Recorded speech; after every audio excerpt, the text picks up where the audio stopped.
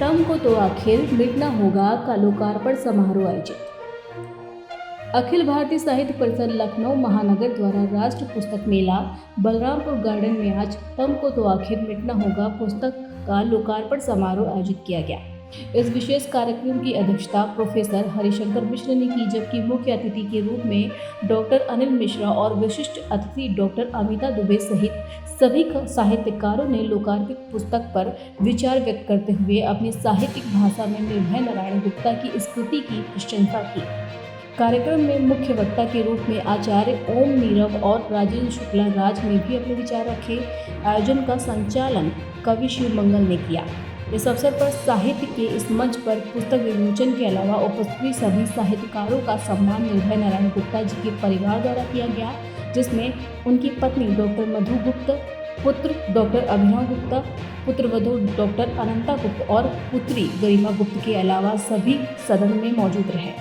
Doctor अनंता गुप्ता ने भी पुस्तक के बारे में अपने विचार व्यक्त किए।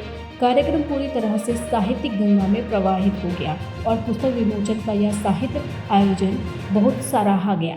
समारोह में कई प्रमुख साहित्यकारों में विनोद भावुक, राजीव वत्सल और डॉक्टर ममता पंकज शामिल रहे। इस मौके पर भी श्री गुप्त के परिवार के सदस्य भी मौजूद थे, जो कार्यक्रम की गरिमा को बढ़ाने में सहायक रहे। राष्ट्र की स्थापना के लिए लखनऊ से प्रियांशु श्रीवास्तव की रिपोर्ट। कवि की कविता शब्दों के बीच चलाता है, रवि नहीं जहाँ तक पहुँच सके, कभी वहाँ पहुँच सकते, कभी पहुँच जाता है।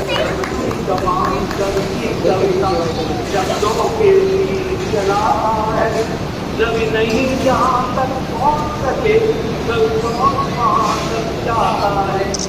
जब तक चिंतन गुण दोष मंथन, तब सत्य और नैतिकता का औचित सहज बतलाता है।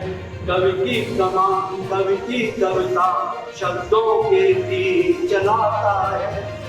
जब चारा हो निराशा हो, कुछ भी न किसी को आशा हो, कवि शंख नाद कर आशा का सारे नैराश मिटाता है। कवि की कमान कवि की कविता शब्दों के बीच चलाता है।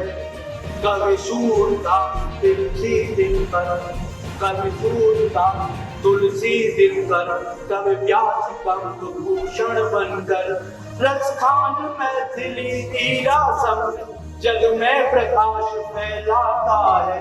कवि की कमान कवि की कविता शब्दों के बीच चलाता